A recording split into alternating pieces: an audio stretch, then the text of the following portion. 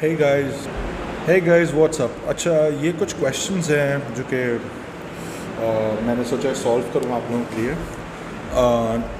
These are from the past papers, random questions हैं, but I thought कि maybe I should do something for you guys. It's a practice session. So पहली चीज़ हमसे बोलता है कि state two condition that must be satisfied for a copper wire placed in a magnetic field to experience a magnetic force.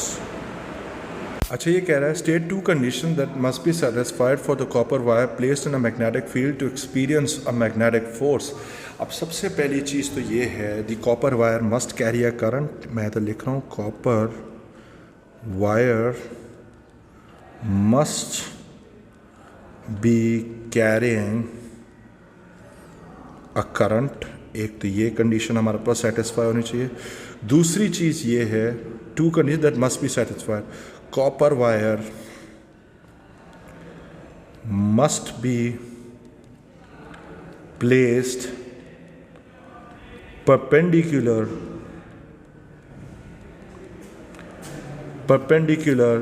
to the magnetic field। ये condition होनी चाहिए। अगर पैरेलल होगा तो ये कभी भी नहीं काम करेगा। तो ये दो कंडीशन तो ये हो गई। फिर हमारे पास कहता है a long air cored solenoid is connected to a power supply so that the solenoid creates a magnetic field. Figure shows a cross section through the middle of the solenoid. We can see that the direction of the magnetic field at point P is indicated by the arrow. Three other points are labeled X, Y and Z. Draw arrows to indicate the direction of the magnetic field at each of the points X and Y. So obviously this is going to be हमारे पास solenoid through the ये अगर W का ये है तो इसका भी ये होगा, सीधी सी बात है। और X, Y का थोड़ा सा इस तरफ होगा और Z का एग्जैक्टली ऑपोजिट होगा, क्योंकि हमारे पास मैग्नेटिक फील्ड लाइन W की गिवन थी। तो it should be something like this. फिर ये कह रहे हैं compare the magnitude of the flux density of the magnetic field. So obviously x और वाई पर हमारे पास नियरली इक्वल। द रीज़न मैंने सिर्फ नियरली इसमें लिखा है क्योंकि थोड़ा सा यहाँ पे आके एजेस पे जो होती है फील्ड लाइन थोड़ी सी बेंड होके जा रही होती है, इसलिए। मतलब वैसे तो मैं पता है कि या आप इक्वल लिख दो यार, नियरली इक्वल, ठीक है। एट वाई एंड जी, अब y जो है this is actually closer to the pole है। अगर if this is closer to the pole so इसका मतलब है stronger eight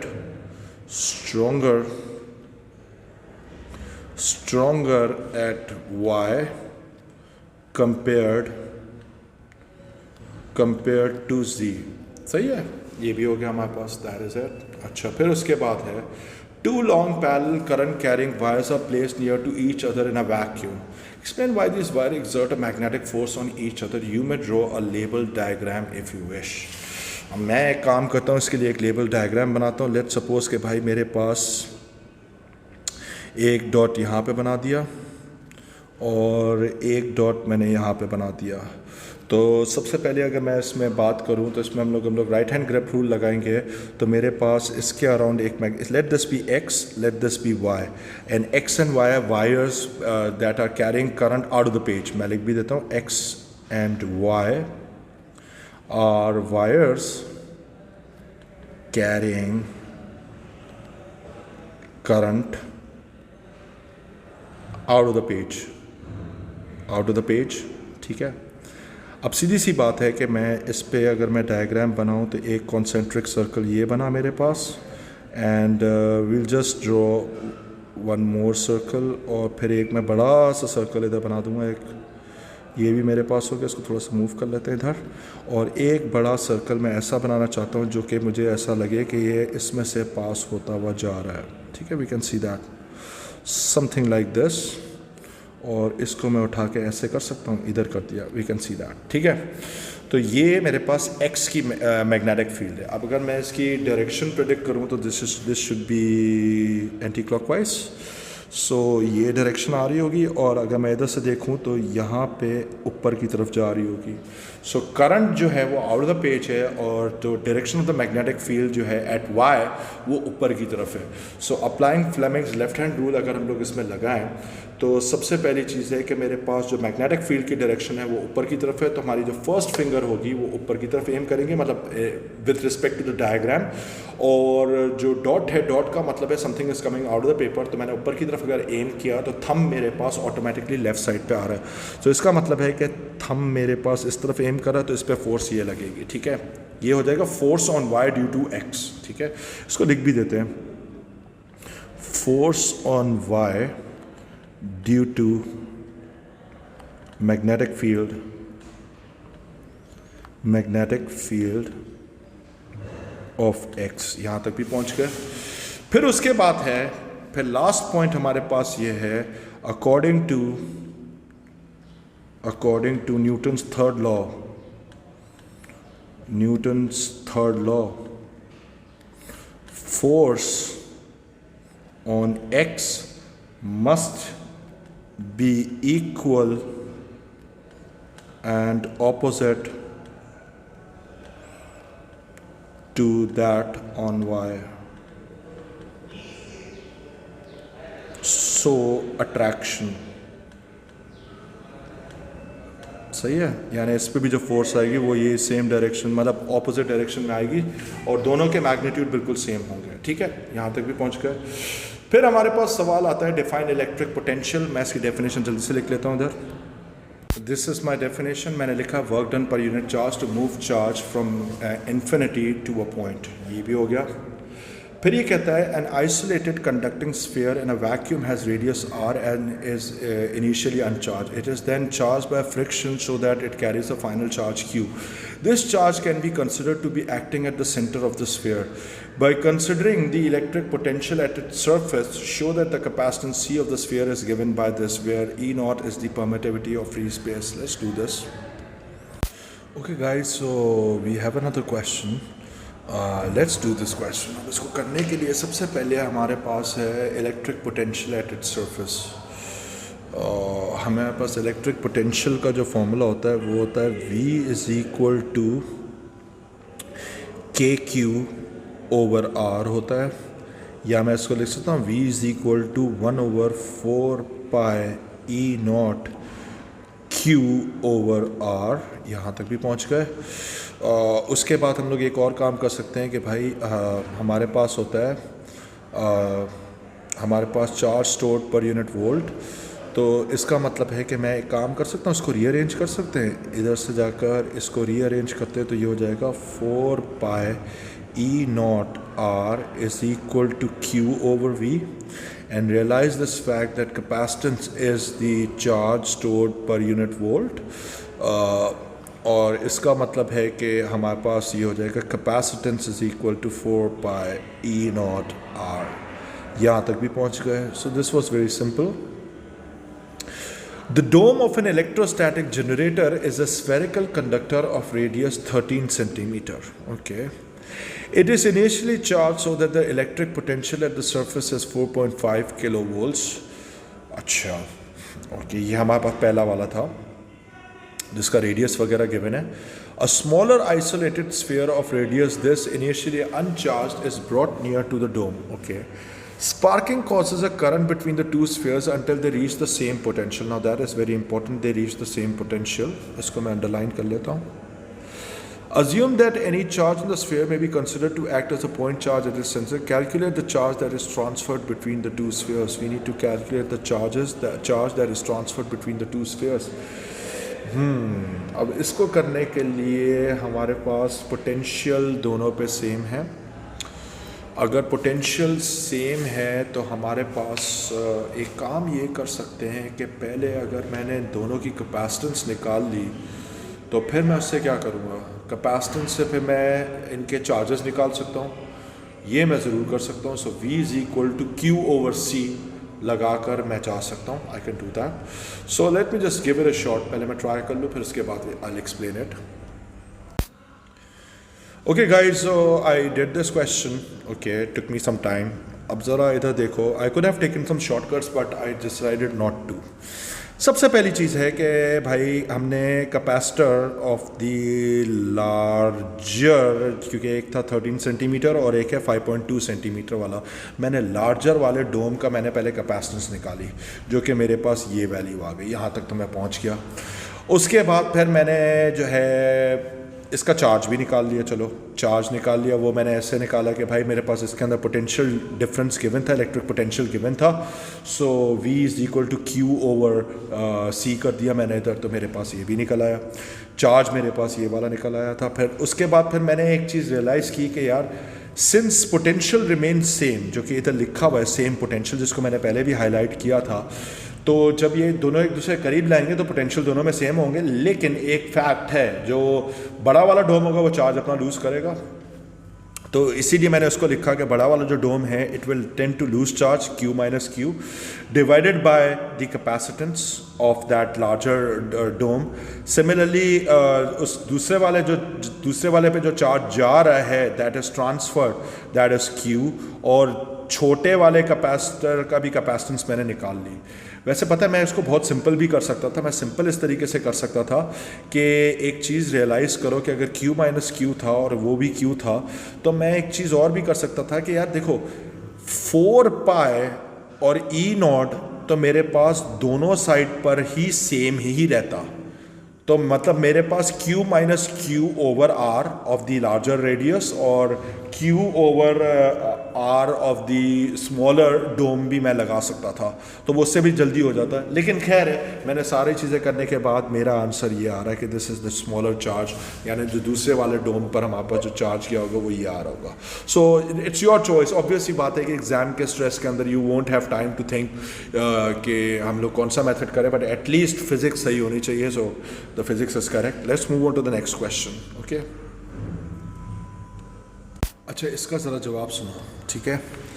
applied PDA across quartz crystal makes it vibrate and produce ultrasound. जाहिर सी बात है, quartz crystal also tends to detect ultrasound. Series of compression and rarefactions make the crystal vibrate and produce changing potential difference, जो कि मैंने आपको बताया था। भाई आप पहले उसको खुद वाइब्रेट कराते हो ताकि अल्ट्रासाउंड प्रोड्यूस हो, and that same crystal also acts as a receiver as well. जब रिसीवर होगा तो भाई अल्ट्रासाउंड आएगी, since it is sound itself sound wave है, तो series of compression and rarefaction होगी, तो इसका मतलब है प्रेशर चेंजेस होंगे। प्रेशर चेंजेस की वजह से क्रिस्टल का शेप फिर से चेंज होगा, तो इस बार वो PD प्रोड्यूस करेगा, जो कि कंप्यूटर में जाएगा, कंप्यूटर प्रोसेस करेगा, उसको CRO पे दिखाएगा। अच्छा, फिर ये बोलता है कि डिफाइन अकूस्टिक इम्पीडेंस। भाई it is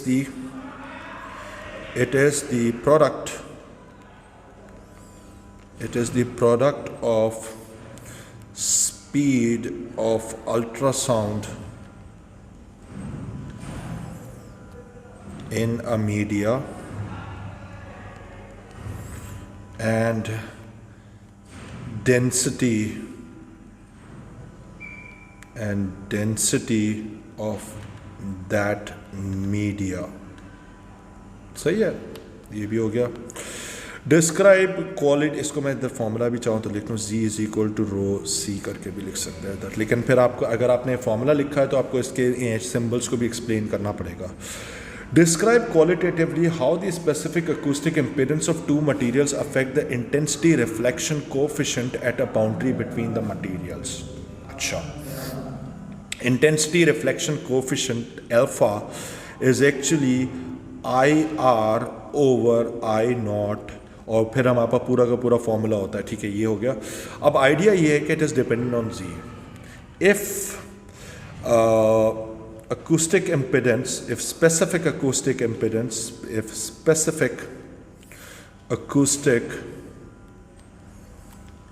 impedances of two materials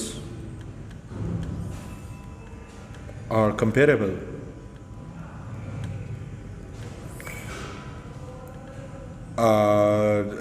जो हमारे पास intensity reflection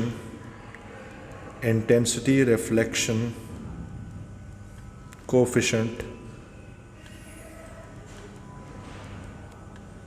will be very nearly equal to zero। इसके बाद फिर आप इसका ऑल्टरनेट पॉइंट भी लिखोगे कि भाई if the specific acoustic impedances of the two materials are very different, then the intensity reflection coefficient will be very nearly equal to 1. ये आप दोनों पॉइंट्स लिख देना, मैंने एक डिस्कस कर लिए, एक मैंने लिख दिया आपके लिए, सही है। अब आप चाहो इसको कैसे भी करो, छोटा करके लिखो, जैसे भी लिखो, that is totally up to you. Let's move on to the next question. Let's attempt another question. A U-shaped tube contains some liquid. Okay. The liquid in each half of the tube has length L. Okay. As shown in figure 3.1. The liquid columns are displaced vertically. The liquid then oscillates in the tube. The liquid levels are displaced from the equilibrium position as shown. The acceleration A of the liquid in the tube is related to the displacement x by this expression. Okay, so we can compare this with A is equal to minus omega square x. इसके साथ हम लोग compare ज़रूर कर सकते हैं इसको, ठीक है। अब यहाँ तक तो पहुँच गए हम लोग, ठीक है। Explain how the expression shows that the liquid in the tube is undergoing simple harmonic motion. Okay, so first of all हमारे पास जो है we can see that G over L is a constant, number one. G over L is a constant,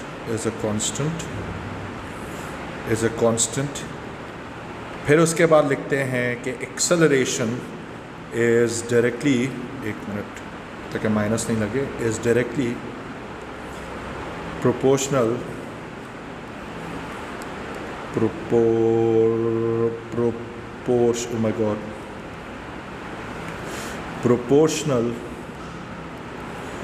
to the displacement x, यहाँ तक भी पहुँच गए। और हमारे पास ये भी लिख देते हैं displacement is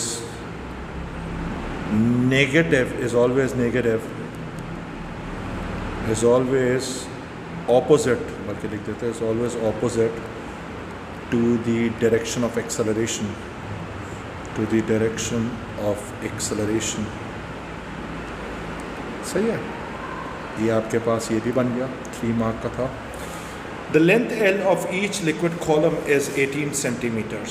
अच्छा ठीक है, okay, that is understood. Determine the period t of the oscillation. Now my target is to determine t. अच्छा, सबसे पहली चीज़ है हमारे पास है, अगर मैं कंपेयर करूँ, मैं इधर लिख सकता हूँ A is equal to minus G over L x is और इसको कंपेयर करूँ A is equal to minus omega square x. So we can see that omega square is equal to G over L. यहाँ तक भी पहुँच गए, ये तो हो गया, ठीक है।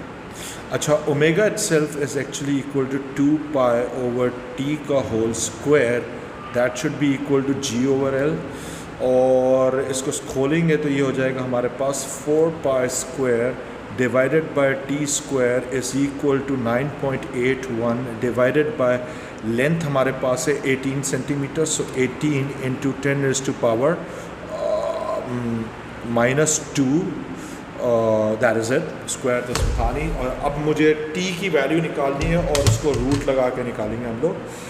सो this is going to be 4 shift pi का square multiplied by 18 into 10 raised to power -2, यहाँ तक भी पहुँच गए।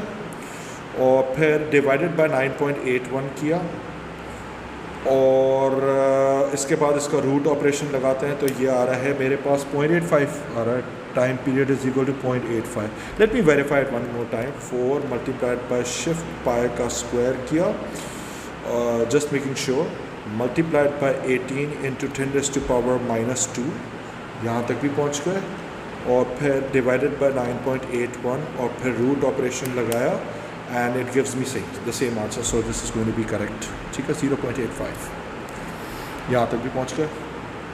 अच्छा जी, अब इसके बाद हमारे पास नेक्स्ट फेज़ पे चलते हैं। अगर हम लोग नेक्स्ट फेज़ पे चले तो हमारे पास ये कहता है the oscillation of the liquid in the tube are damped. In one complete cycle of the oscillation the amplitude decreases by 6% of its value at the beginning of the oscillation. यानी हमारे पास अगर 94% बचेगा हमारे पास, ठीक है, eight the beginning of the oscillation, determine the energy of the oscillations after 3 cycles, okay, and the initial energy of oscillation. So we need to do this. मैं करता हूँ उसको solve.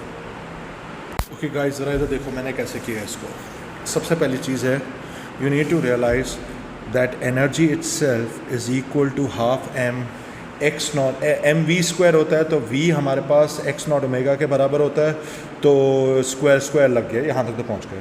तो इसका मतलब है भाई ये चीज़ हमारे पास जो है this and this is a constant, तो इसका मतलब है कि energy is directly proportional to x naught square, यहाँ तक तो पहुँच गए, सही है। फिर मैंने एक काम किया कि भाई इसने आफ्टर 3 साइकिल्स बोला था, तो हर साइकिल में मेरे पास जो है सिर्फ 94% बचेगा, यानी 94 डिवाइडेड बाय 100 कर तो 0.94, लेकिन ये 3 टाइम हो रहा है, तो इसका मतलब है क्यूब कर लेते हैं इसको directly. So amplitude remaining after 3 oscillations must be equal to this, ये हमारे पास एम्पलीट्यूड आया, ठीक है। लेकिन हमें पता है कि एम्पलीट्यूड का स्क्वायर भी होना है, और इनिशियल एम्पलीट्यूड x नॉट रख लेते हैं, लेट सपोज x नॉट था जो भी था, तो इन दोनों पे मैंने यहाँ पे स्क्वायर लगाया, और फिर मैंने जब सॉल्व किया तो मेरे पास ये आंसर आ रहा है x नॉट तो कैंसिल आउट हो जाएंगे straight away, so that should be equal to 0.689, तो 69 कर लेते हैं, 0.69 हमारे पास आ रहा है ये रेशियो, सही है। थोड़ा सा मैथमेटिकल था but you can try it out, हो जाता है, आसानी से हो जाएगा, ये भी हो गया। Let's move on to the next question. An isolated metal sphere of radius r is charged so that the electric potential at its surface is V naught. Okay, ठीक है।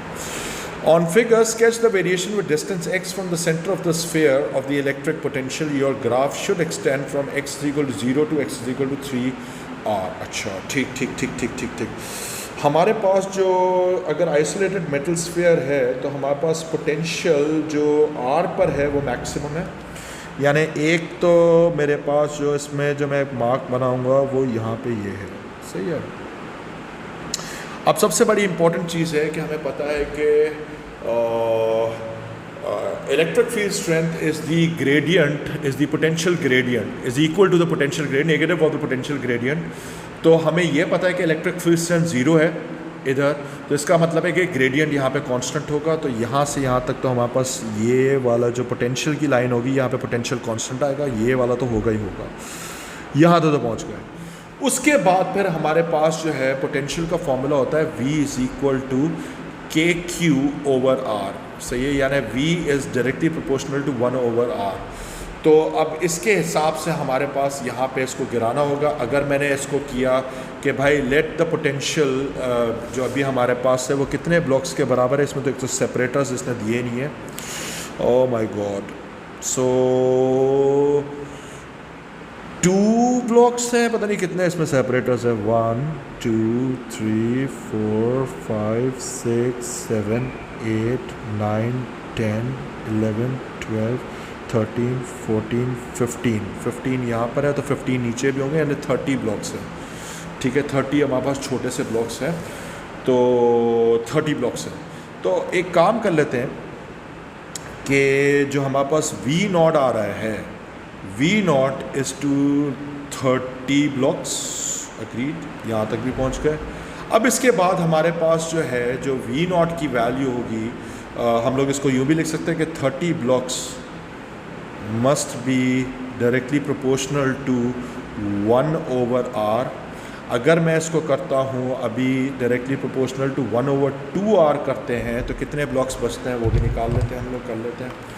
तो एक तो 1 था और एक है हाफ, यानी ये हो जाएगा 15 ब्लॉक्स, तो इसका मतलब है कि 2r पे ये 15 पर आएगा, तो 15 ब्लॉक्स पर मैं एक मार्क इधर भी लगा रहा हूँ, ये भी हो गया। और फिर 3r पे अगर मुझे करना है तो 1 डिवाइडेड बाय 3 मल्टीप्लाइड बाय 30 किया तो 10 ब्लॉक्स बचेंगे मेरे पास। सो 1 2 3 4 5 6 7 8 9 10 ब्लॉक्स, यहाँ पर एक पॉइंट आ जाएगा, सही है। तो ये हमारे पास एक कर्व बन जाएगा। So let's just draw this curve over here and it's going to be something like this. ये मेरे पास यहाँ तक एक कर्व आएगा, एक्चुअली ये थोड़ा सा ख़राब हो गया कर्व, दोबारा से बनाते हैं। So this is going to be something like this. अब मैं इसको थोड़ा सा रीअरेंज कर लेता हूँ इधर, और इसको भी हम लोग थोड़ा सा स्मूथ कर लेते हैं इधर। ये भी हो गया। और मैंने ये भी बोला था कि शुरू में जो है इसका जो पोटेंशियल होगा वो सेम रहेगा। So I am just going to draw a straight line once again from here to here, ठीक है। तो कांस्टेंट रहेगा यहाँ पर। और ये जो मैंने इधर जो किया है इसको मैं मिटा देता हूँ, मुझे ज़रूरत नहीं है अब इसकी, सिर्फ काउंटिंग के लिए मुझे ज़रूरत थी। सो वो मैंने कर दिया है इधर, ठीक है। So I hope this is clear. एक दफ़ा फिर से भी हम लोग चेक कर लेते हैं कि भाई अगर 30 ब्लॉक्स 1/r था तो फिर हमारे पास 1/3 मल्टीप्लाइड बाय 30 करेंगे तो 10 ब्लॉक्स आएंगे। तो 10 ब्लॉक्स हमने किया है इधर, सही। I think that is correct. इसमें तो कोई शक नहीं है कि ये बिल्कुल सही है। और बाकी देख लेते हैं, साफ करेंगे। सबसे पहली चीज़ जो है हमारे पास, इसने कहा है फोटॉन्स हैं वेवलेंथ दिस। पहले तो इसने मुझे बोला the maximum wavelength for which there is emission of electrons is this. अगर मैक्सिमम वेवलेंथ है तो मिनिमम फ्रीक्वेंसी होगी, और अगर मिनिमम फ्रीक्वेंसी है तो थ्रेशोल्ड फ्रीक्वेंसी होगी, उस पर तो ई मैक्स 0 होगा। तो पहला पॉइंट तो आप यहाँ पर एक स्कोर मार दोगे, ये भी हो गया। अच्छा, उसके बाद हमारे पास जब हमारे पास photons of wavelength lambda not over 2 आया, the maximum kinetic energy of the emitted photon emitted electrons is E max. एक पॉइंट तो हम लोग ये भी पहले ही मार्क कर लेते हैं विदाउट थिंकिंग। इधर मैंने एक मार्क कर लिया, ये भी हो गया। अब थोड़ा सा मैंने यहाँ पे कुछ कैलकुलेशन किए just to show you what is happening. सबसे पहले हमारे पास होता है E is equal to phi plus 0, लेकिन हमारे पास ये था कि जब हमारे पास लैम्डा थ्रेशोल्ड फ्रीक्वेंसी के बराबर था, थ्रेशोल्ड वेवलेंथ के बराबर था, तो हमारे पास तो वो 0 हो जाएगा स्ट्रेट अवे। तो ये मैंने पहला स्टेप किया था। ई मैक्स यहाँ पे आता था ना, ई मैक्स एनर्जी आती थी, तो वो 0 हो गई यहाँ पर। ये पहला वाला केस था यहाँ पर। उसके बाद फिर मैंने एक चीज़ नोटिस की कि फिर मैंने सेकेंड वाले केस को मैंने थोड़ा सा और डिटेल में किया कि भाई HC/λ नॉट ओवर 2 होगा तो 2 ऊपर आ जाएगा। यू कैन सी दैट 2 ऊपर आ गया। ये हमारे पास इंसिडेंट फोटोन था, और हमारे पास वर्क फंक्शन वाली जो वेवलेंथ थी वो तो सेम रही, और इस पर हमारे पास ई मैक्स आ रहा था। अगर मैं इनको सब्ट्रैक्ट करूं दोनों साइड को, तो मेरे पास E max is equal to HC/λ आ रहा है, लैम्डा नॉट आ रहा है। यहाँ तक भी पहुँच गए। फिर उसके बाद फिर मैं सपोज करो, फिर मैं थर्ड वाले पे जाना चाह रहा हूँ कि लैम्डा नॉट ओवर 3 पर क्या होता है। तो अगर लैम्डा नॉट ओवर 3 किया तो ये हो जाएगा 3HC/λ, और and this is again equal to HC/λ और प्लस ई मैक्स न्यू रखा। अब अच्छा, यहाँ तक भी पहुँच गए। तो फिर इसके बाद इन दोनों को मैंने इसको और इसको सब्ट्रैक्ट किया, तो मेरे पास आ रहा है 2 टाइम्स HC/λ आ रहा है। अब 2 times HC/λ is equal to E max nu, लेकिन HC/λ तो मैं पहले ही निकाल चुका हूँ, वो ई मैक्स के बराबर है। तो 2 टाइम्स ई मैक्स पे जाएगा हमारे पास लैम्डा नॉट ओवर 3 पर। तो इसको उठाकर मैं इधर एक मार्क लगा रहा हूँ, एक मार्कर जा रहा है 2 पर। So this is going to be somewhere over here. I hope this is the one. ये किया, और मेरा जो कर्व आएगा, स्मूथ कर्व मुझे बनाना होगा इधर। So this curve is going to be something like this, ठीक है। अच्छा, इसको मैं इधर ले आता हूँ और फिर इसको थोड़ा सा अच्छा सा कर लेते हैं। ये हमारे पास कर्व बन गया। So guys, that is it. This was a difficult question, no doubt about that, कि भाई एटलीस्ट 2 पॉइंट तो आप मार्क बना ही लेते हैं, लेकिन फिर जो थर्ड पॉइंट था वो थोड़ा सा टेक्निकल था, तो उसकी मैंने वर्किंग की हुई है। इस पिक्चर को देखो, समझने की कोशिश करो, खुद करके देखो। Anyways guys, take care. I'll be seeing you in the next practice session video. Anyways guys, take care.